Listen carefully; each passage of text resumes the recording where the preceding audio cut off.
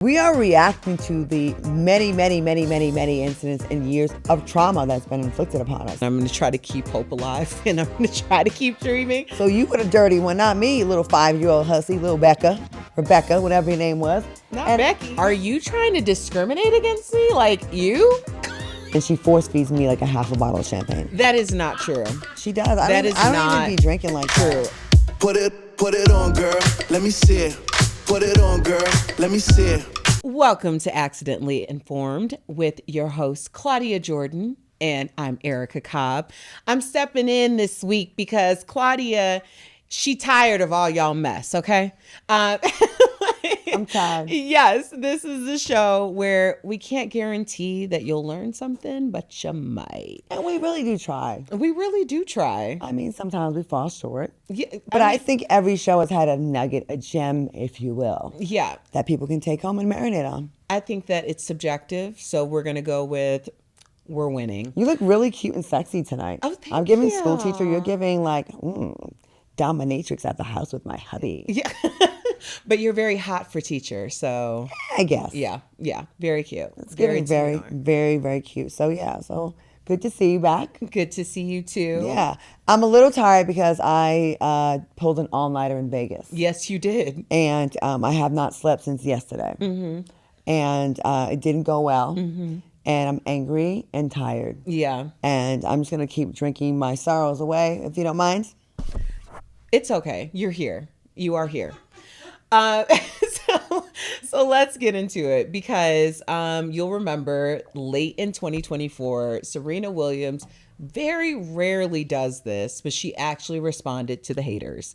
And she responded to the haters because people were accusing her of bleaching her skin.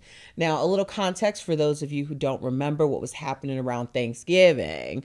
But Serena and her husband were at their daughter Olympia's play and they were in stage makeup.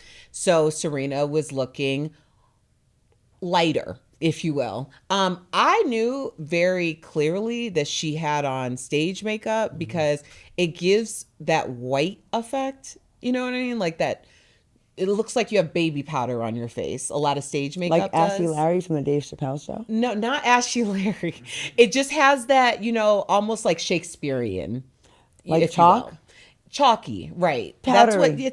That's what the makeup looks like for stage. So it was clear to most of us who had some sense, but a lot of people were like, why she married that white man and then she started bleaching her skin. But it begs the question, why do people automatically assume when Black people get lighter that they've bleached their skin? What is that? Because some do.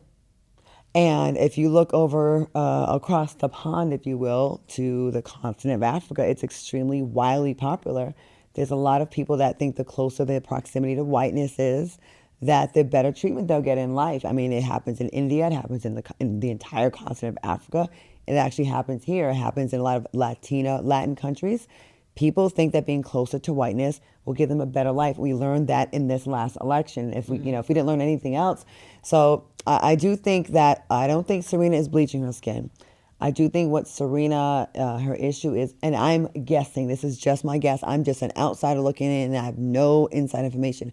I think sometimes maybe the makeup artist is not getting it right with her. I think they're giving a lot of makeup with that do have the undertones, like you're saying, the chalkiness and not the reddish brown she needs.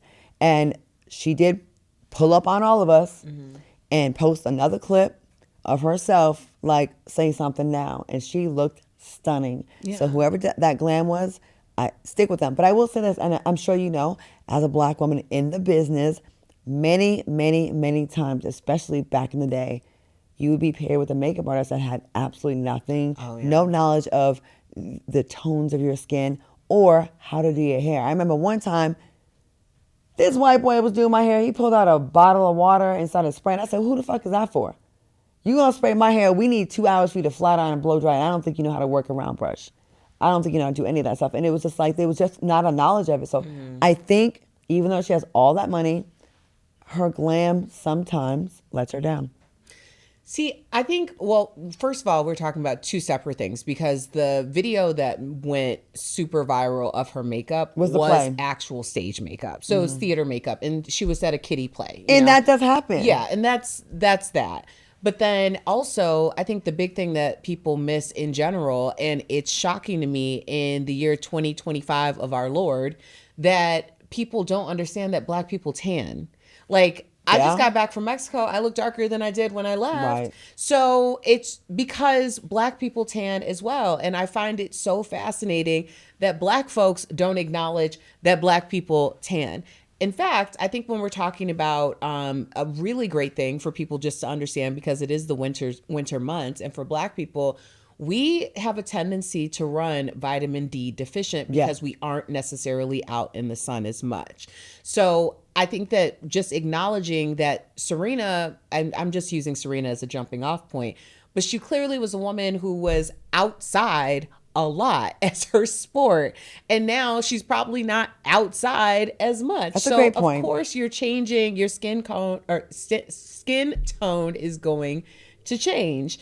But I feel like this is something that people just want to bring up to make it seem as though everybody wants a proximity to whiteness in their skin. And I don't believe that that's the case. Well, I do also think that because of who she is, you know, her and her sister Venus, they got out of the mud, out of Compton, and they rose to the highest of the high when it comes to the world of tennis.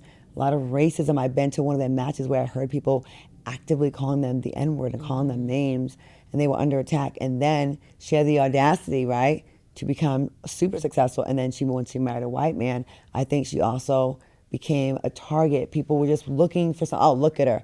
You know, it's different when a Black man marries a white woman. You may have some side eyes from some people here and there, but for the most part, it's like they get to live their life. I feel like when a Black woman marries a white man, a lot of times they look at her as a bed wench. They say really derogatory names, which I'm like, that's just happens to be who she fell in love with. Mm-hmm. Like, stop putting that on her. That's who she fell in love with, and that's also who wants to step up and marry her. You know, and I think she gets a lot of flack because of that sometimes. I think that plays into it as well. You know what I mean? Well, it's interesting that you bring up her marriage because obviously she married someone who was equally yoked, I would say. I mean, Alexis he owned Reddit. You know, like, it's not like she married some random dude. Like I said, sisters, get your reparations by any means necessary, even if they foreign, American, or whatever. Get those white dollars, bring it back to the Black community. Stop. Erica. I'm just saying because towards the end of the year, there also was this study, and they used Serena and Alexis Ohanian, her husband's photo, to talk about the lowest divorce rates are between Black women and white men. I wonder why. What would you say? Because you're in an interracial marriage. Yeah. Like, do you think it's more peaceful than other relationships, or is it just him as a person? I think, you know, and this is, I mean, obviously everybody is going to be in a different situation.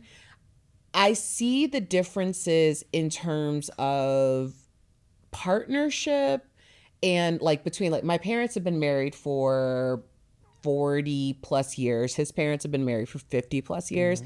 And we constantly like take from our parents' situations and think about how we move amongst each other, like what our relationship is like. And I think that we've taken a little from over his side and a little from over on my parents' side. Yeah. But the thing about it is our differences in terms of like how we were raised, the things that we value, those things are different enough that we aren't necessarily, we're not suffering from some of the same trauma and turmoil. You know, I think sometimes when you're so close together, and this is for anyone, it's not even just about race, like there might be other things that you are mirroring each other so much that it's oftentimes we lash out at ourselves by projecting onto someone else. And I think that there's a part of the diversity of our backgrounds and who we are that changes that a little bit for us. Like it's not as much of a thing because we don't have those shared experiences and the shared trauma. Now, on the other side of that, for people who are very much advocates for you must be with your own, you must marry your own, things like that, those are the experiences and stuff that gives them comfort.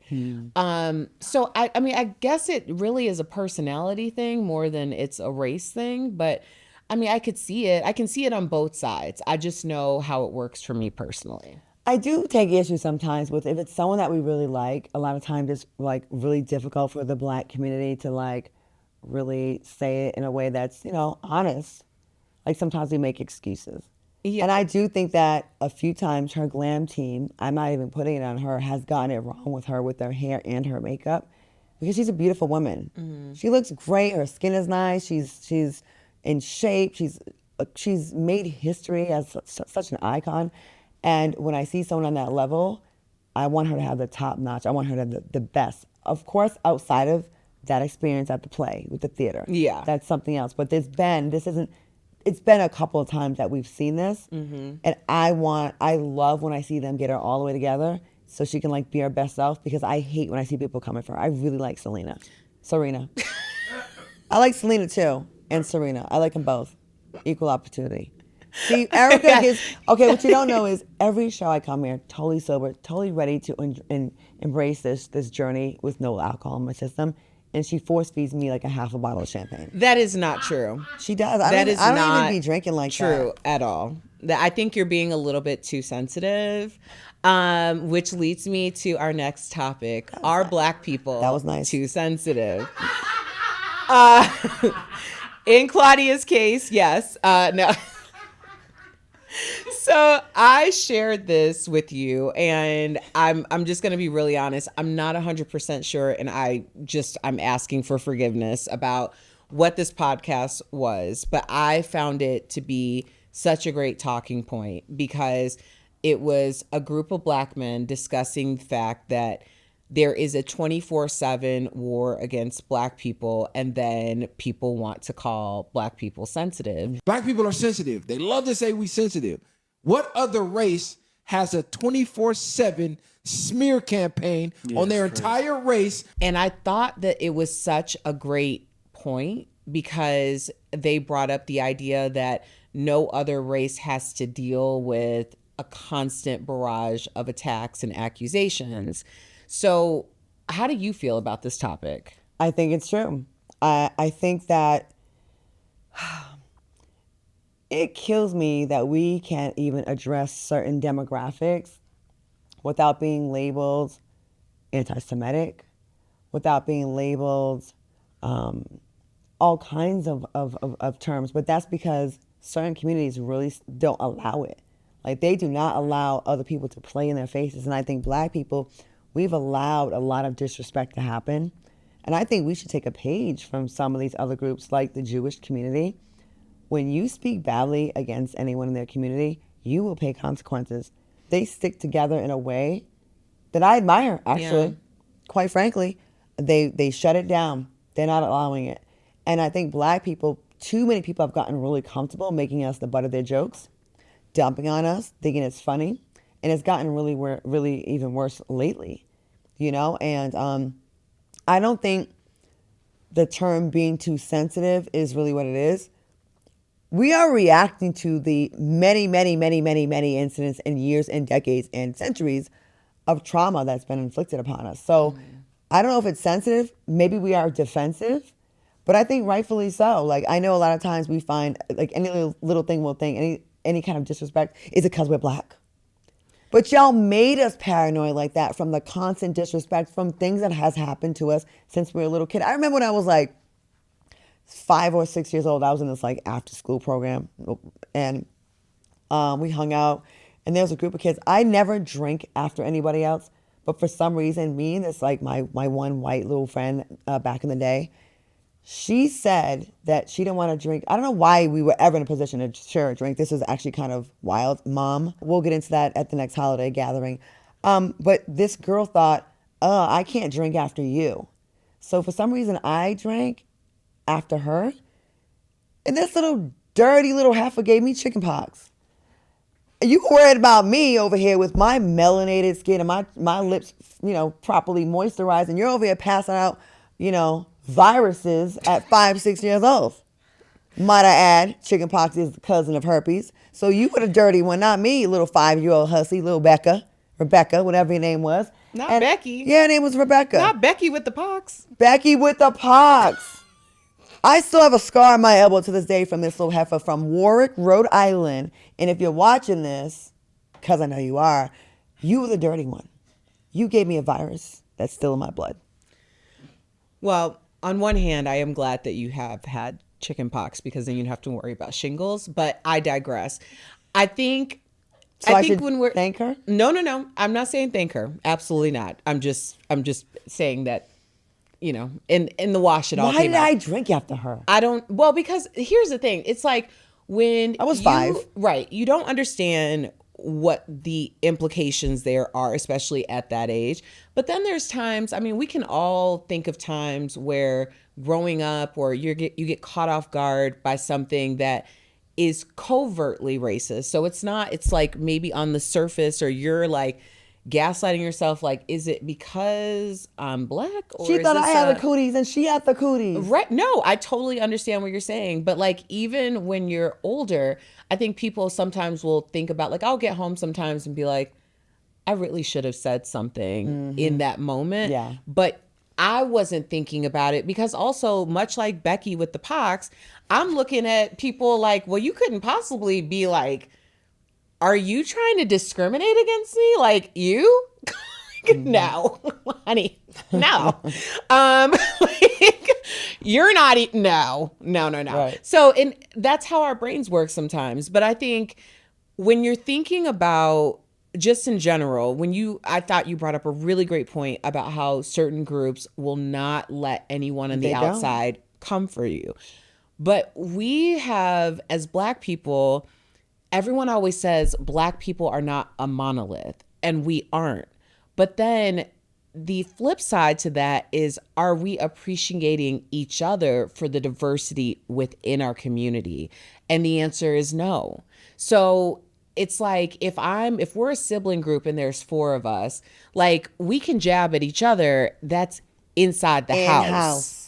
But when we take that outside and do that at the bus stop in front of our classmates who aren't like us, then it gives them added license to divide and conquer within the 4 of us. And that's what life feels like in this country as a Black person. There's a lot of people, and we go after each other outside the house, and it gives further license for people outside of the community to say, see, like, you don't even have the protection from your own, so we know you ain't shit.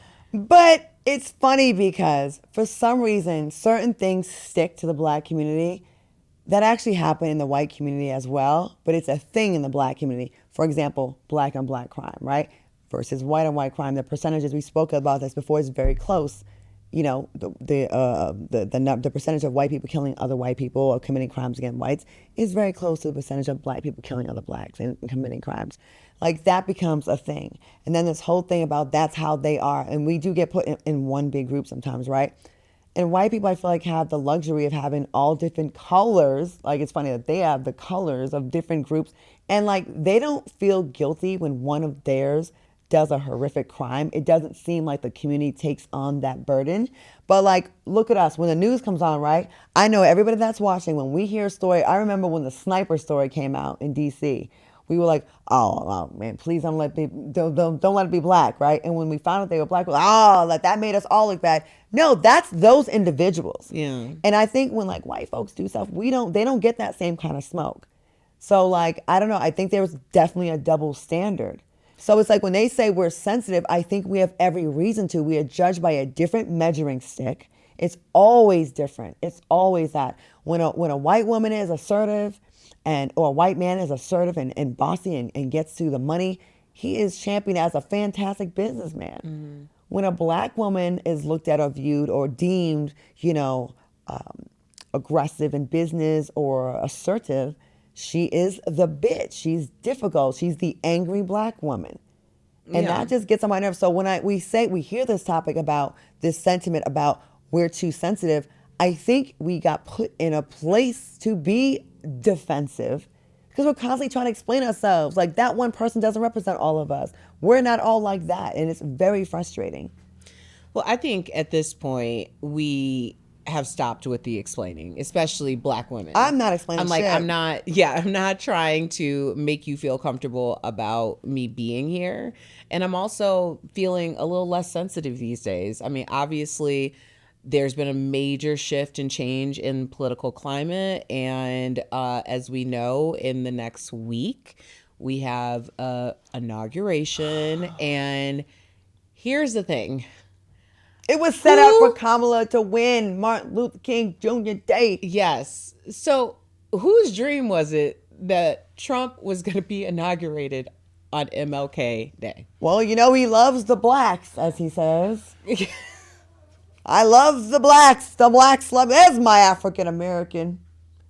How out of pocket is he going to be on that day? He's going to be doing all kinds of ghetto ass shit, thinking that's going to appeal to us. I don't think that he's thinking about us. Definitely not us.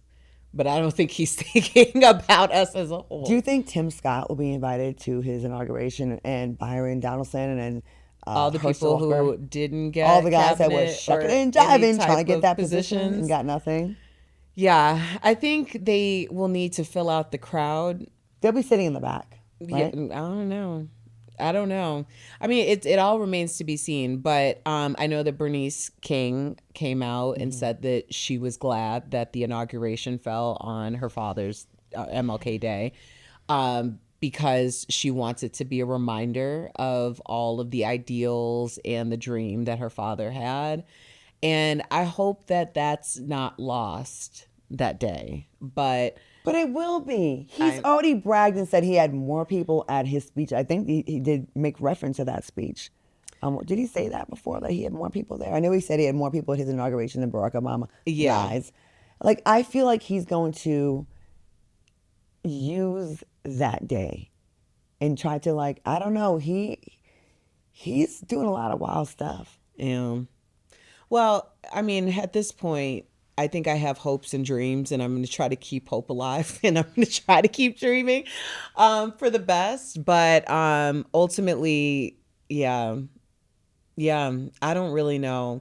And honestly, you said something, this was weeks ago, but you were like, I'm feeling unwell. And I think that sentiment continues. I do feel like a lot of us, especially, you know, the 92% for Black women, who saw a different vision for this country, I think that we've been re-energized in a completely different way. And it's not necessarily following the status quo. It's not following what the script has historically been.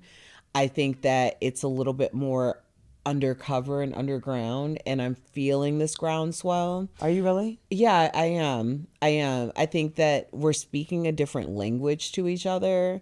I think that we're being more attentive to one another. And I don't know, I'm having really good feelings about that. I'm glad you feel that way. I'm not there yet. I still feel disappointed. I used to be in the airport and smile at everybody and like make eye contact and connect with people. And I'm not saying I'm racist. I'm not saying that at all. But I do look at a lot of like people that voted that I believe was in that voting block, and I'm probably blanketing everyone, putting everyone under the same blanket, and I know that's wrong, but I can't help it. And I'm okay with saying it. Like, I find myself not being as, I used to be so friendly and so accommodating, make eye contact, smile. I just kind of keep my head down in the airport. I don't even like want to make eye contact. I don't want to even start any conversations. On the way here, I had an Uber driver that, you know, she checked all the boxes to be like on board, Democratic woman, childless cat lady, all those things. And then from the things she was saying, I could tell she was like a Trumper. And I'm not over it yet. Like the way I look at women that voted against their own rights and voted to harm so many other people, like, I think you're not people I want to talk to. I don't. I don't want to speak to them. I'm not ready. I'm not over it. I feel like y'all played in our faces and lied and acted like you were like with us, women. We're going to do this. And you let us down, and we have to now deal with the consequences. I can show you some messages in my inbox on my Twitter, my social media, my Instagram, that I have been called a nigger so many times. I have this one person that just constantly writes me messages, and so much more since the election. Yeah, you nigger bitch, and how would you like to die? And no matter what, you're still gonna be nothing but a nigger. And this has like ticked up so much since the election because the temperature has changed. And there was a time I was so hopeful in this country when Barack Obama was in office.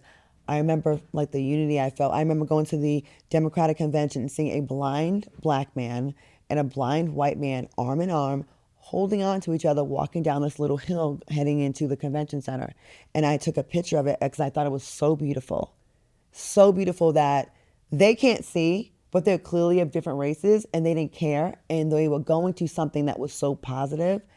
And look how far we've come from that. From that to being called a nigger and threatened to be killed. You know what I mean? And I'm trying so hard to find the light at the end of the tunnel, but every single day it's more bad news. A wickedly corrupt Supreme Court that we can't do nothing about, and most likely he'll get 2 more picks, Trump. A ridiculous House of Representatives. And the members of the Senate are just lining up to kiss the taint of Donald Trump. And there's no checks and balances anymore. And that scares me. I really am thinking about like living abroad. And I hate that I want to run away from it because I feel like my spirit is to be a fighter. But the monster seems too big now because at least we had, we got the House. Mm-hmm. Oh, okay, well, we got the Senate. Someone can stop it. There's a clear path.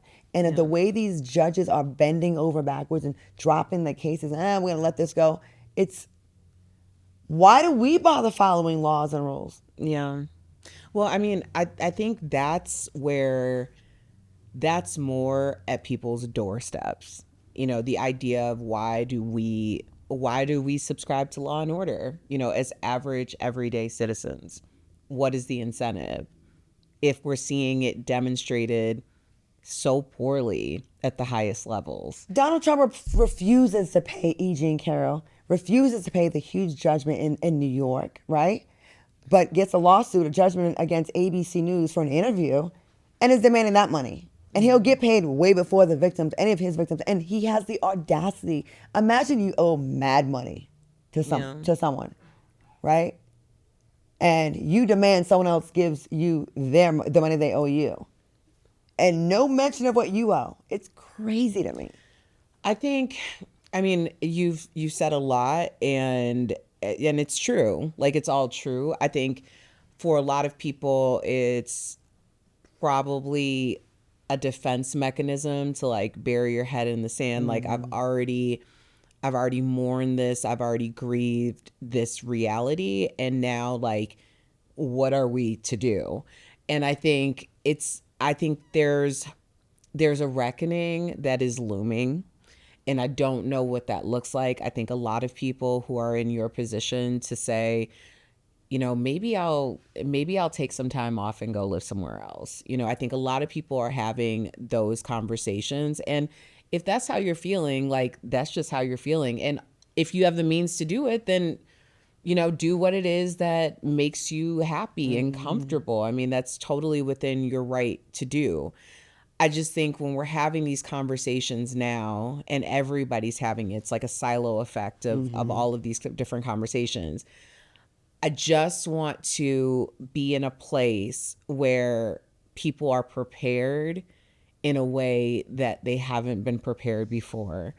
And getting back to basics, people would always joke and say that, Erica's a survivalist. And like, it's kind of true. Like, I am someone who's constantly thinking about what's the worst case scenario and how do I prepare for that?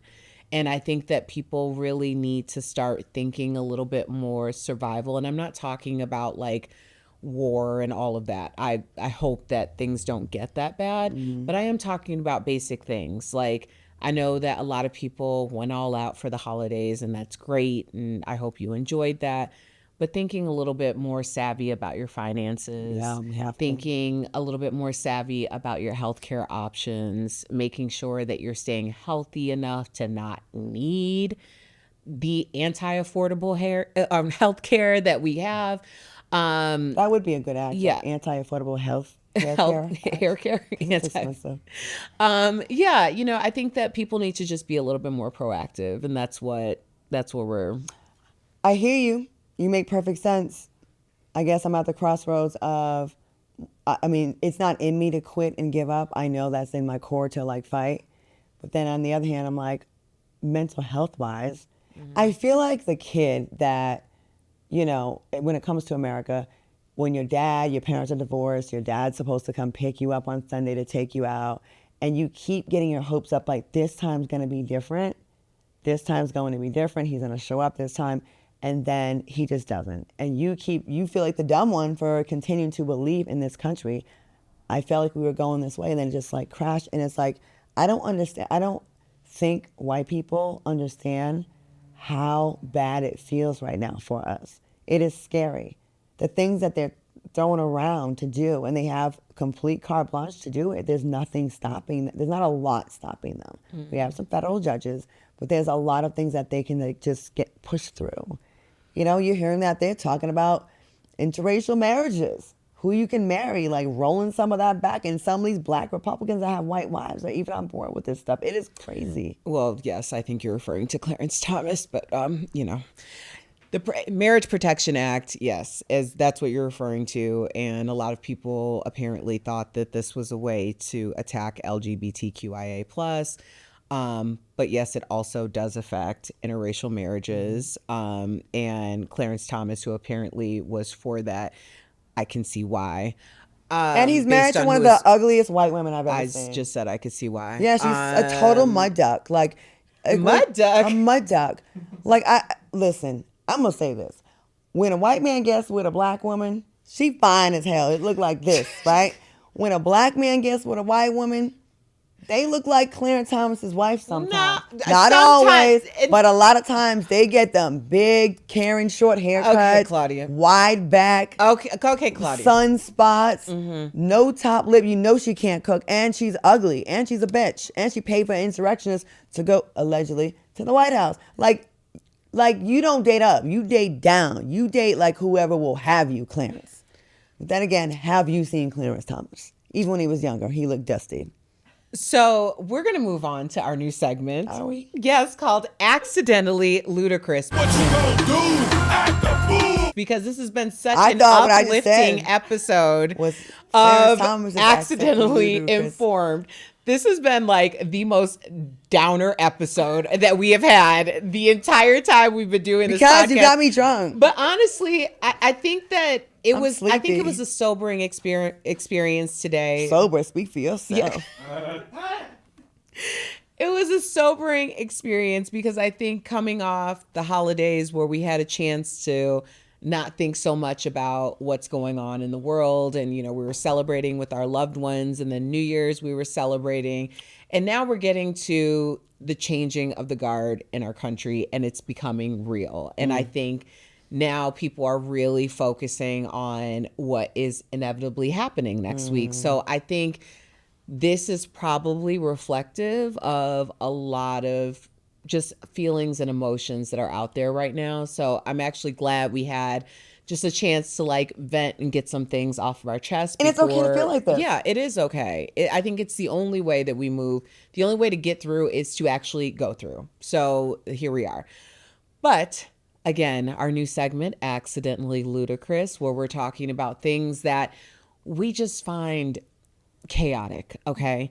Hundreds of UF students did a Luigi Mangione lookalike contest. Now, for those of y'all who do not remember Luigi, of course you do, because now he's like a folk hero for killing the United Healthcare CEO, allegedly murdering the United Healthcare CEO, and people tried to dress up like him in New York in order to deter, I guess, mask his identity.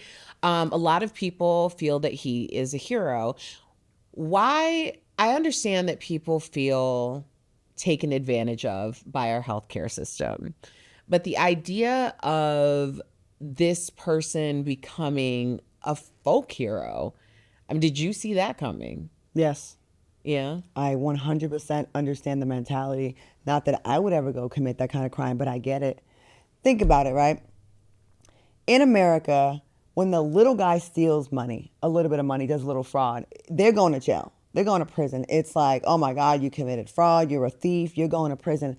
But when you do it on a bigger level, like through via a corporation and just steal from the people and, you know, just your company is just behaving in really bad ways, they get a slap on the wrist. Like, there's really no accountability. They're not going to jail. They may pay a fine. They barely pay taxes, though. You know, so I understand why people were rooting for this man, although what he did was very horrible. Shooting someone in the back was really, really bad. But if you peel back the layers and you know that CEO actually implemented their system using AI that really had a very high rate of turning down claims. I mean, people were flooding the internet with their situations. I remember one story that particularly really got to me, where a young child had heart surgery and their claim was denied for 1 day in a hospital to cover this person as they recovered by the insurance company. So my point is, United Health and other companies are not out there putting guns up to people and murdering them in that regard, but they are in fact responsible for the demise of a lot of people not making it by being denied health care. Yeah. So, you know, we have all this sympathy and empathy for the one executive that was gunned down, which was horrible. But there's a lot of untold stories of people that, you know, had to choose between, you know, buying groceries or paying that super high premium and then to get denied for life-saving care. I get the frustration. Yeah. I get it. No, I totally get it too. And I'll say this as someone who is covered by United. And for the first time, I contested a bill that was sent to me. And initially, I wasn't going to contest it, but it came back and it was $1,700. And I contested it on principle alone because I wanted to move it up the ladder. So I called the company. This was back in September. So I had to go in because I was going through IVF at the time, and I had to go in and get a mammogram before I could go through my first transfer. And they were very adamant that I had to get the mammogram before the transfer. So I went in, and the only place that would take me was a place that I don't normally go to. But you are guaranteed one mammogram, like it's your preventative health. And in the state of Colorado, they cannot charge you for a mammogram. So I go to this place I don't normally go to, and they do my mammogram. I get a call a couple weeks later, we need you to come back in. So I asked them why. They're like, well, we discovered something and we need to run more tests. Okay, well, that's already frightening, you know, to get, it's your mammogram. So now I'm like, Lord, do I have breast cancer? Like, what's going on? So of course I go back in, and I told them, I have very dense breast tissue, which is very common for a lot of women. So generally you get a baseline and they'll say like, oh, this is what your mammogram looked like in 2023. And now we can see this is your mammogram in 2024. As opposed to just getting my baseline and making a call to get my records, they ran me through 6 tests. I was there for 2.5 hours. They moved me into 3 different rooms. And in the end, the actual doctor, when's the last time you saw a doctor during a mammogram, came into the room to talk to me. So now I'm like, well, it's bad. It's really bad. And I'm sitting there, and the doctor starts telling me about a program that they have it's like their new cancer center. And he tells me about this program. So I'm thinking, okay, now he's going to tell me what my diagnosis is. And he followed it up. I'm not even kidding you. 5 minutes later, saying that my mammogram was not abnormal. Oh my God. So you ran up my bill.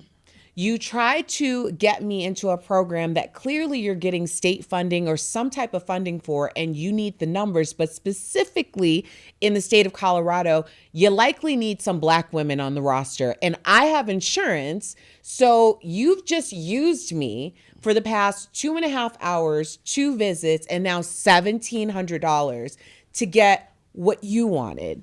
And I'm liable for the bill. Yeah. So I made a big stink about it. Now, of course, in the end, what happened? I had to pay it because at that point they said, yeah, you're liable for the bill. But these are the types of games that these people are playing with people. Like, what if I didn't have that? What if that was my mortgage? Yeah. What if that was the money to feed my family? They don't care.